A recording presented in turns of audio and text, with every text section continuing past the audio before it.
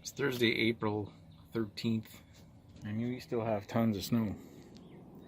It's I think that's the most snow we've had this time of year in many, I don't remember how long. So, but we had an ice storm last week on Wednesday, so 8 days ago.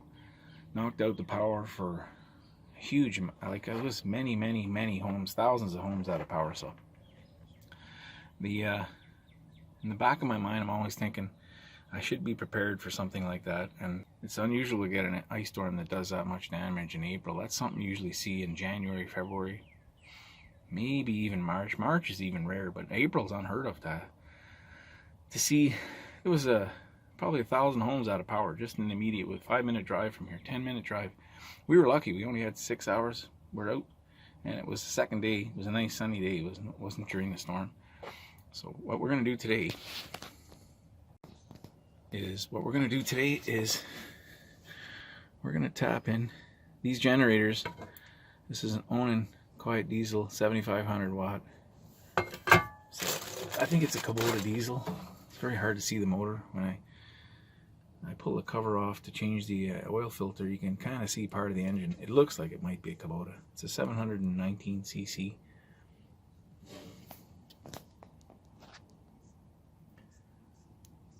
There's all the specs on it.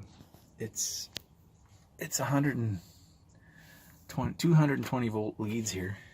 Most RV generators do not produce 220 volts. But I looked up on the Onan website, and someone wrote if you hook L1 and L2 together, you can get 220 volts of power. So what I did was I picked up a 50 amp kitchen stove plug, or this thing here, flush mount power receptacle. So it gives you both 125, 250 volts, and there's it's a 4-prong plug, so it's what you find behind your stove. And then that box, I bought an electrical box.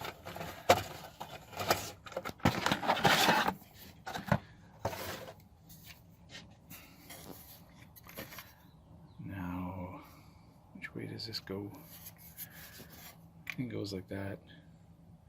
I plan to mount it right up in here, so out of the weather a little bit. We're in the front cap of the motorhome, so this door, fiberglass door, it's kind of solid. It's not watertight, but it keeps most of the elements out. So there's the box, and all this cost. The box and the plug cost under $20. So these little wire connector things, I call them wire clamps. They're a little more expensive. They're about $6 each. I bought a pack of 3. And we're going to run a wire out this. I'm going to knock this thing out. This thing's got knockouts everywhere. There's one here, a bigger one down here. I think that's an inch and... No, this is 3/4 inch. That's 1 inch. And then there's another one on the side here. This one on the top is right where all the wires go, so I'm not going to use that one. But I'm going to knock this one out. Just take a punch and a hammer and knock that right out. Now we're going to run a wire into here, up in here. We're going to hook in all 4 connections. The red, the black, the neutral, and the ground. And we're going to mount that plug right up there. So let's get started. It's a very simple operation. I got a piece of wire in the shop. I'm gonna go get it, and I think the next time you see it, it'll be all kind of hooked up, and all we have to do is mount this on the box. So pretty simple. Let's get started. Where is it? Oh, it's right there. Okay, that's good. We can get that.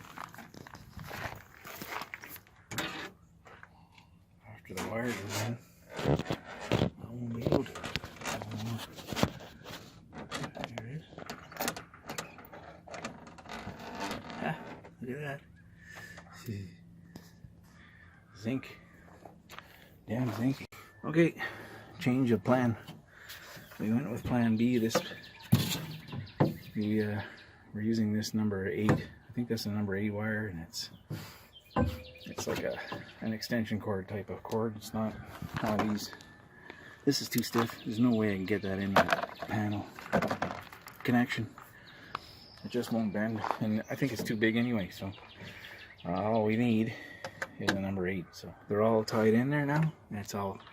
I knocked out that, and they're a little tricky to get in there. It's not really designed for 2 wires to go in each of those blocks, that connections, but I managed to do it. So right one's down there. It's all done. So now we just gotta mount the box up here, and I'm gonna go to the drill press, drill a couple of holes, and then I'm gonna put that on there. Let's go. Things hooked up. So I just have to tie wrap this wire up somewhere. Right to this, probably this big hose. And then box is in. I put 4 screws in there, and then I want to put it in this orientation. Pretty simple. I just tighten up those screws. I want to test it, but this is as much as I want to do today. Next time I start the generator up, I think I'm gonna roll a welder over here. I have to make an adapter for this plug. Ready for the next ice storm, windstorm, whatever weather comes our way and knocks out the power. So too many times it's happened and we have no water. So the main reason why I'm doing this is just to power the well, but it'll be really nice to be able to run anything else in the house that you can't run everything at the same time, but you can run a few things if you shut some stuff off. So we got a 50 amp, 125, 250 volt plug. So the top hole here is for the ground. There's your 2 hot conductors, 125 each. 2 of them together give you 250 volts. Then your neutral, you need that neutral wire. So these 3 wires need to be hooked to the house. I'll make an adapter, and I'm going to run the power through my welding wire. There's only 3. There's actually 4 conductors in it, but I've got 2 connected to one side just because it's there. I might as well use it for. But you really only need 3 wires because the panel in the house is already grounded, so there's no danger. So we don't need to run the ground from the generator to the house. Just the 2 hot conductors and the neutral.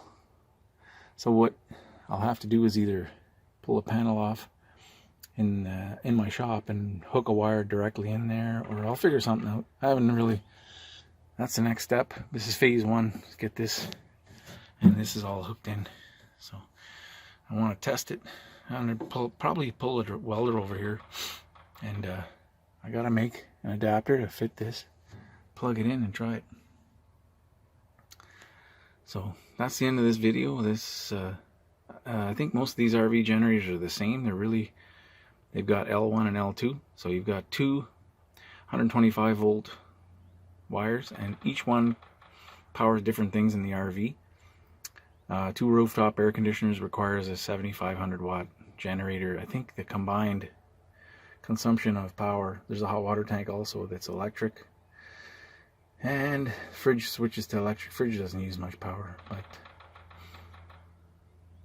so there's nothing in the RV that runs on 220 volts, 250 volts. So there we go. That's all. Thanks for watching.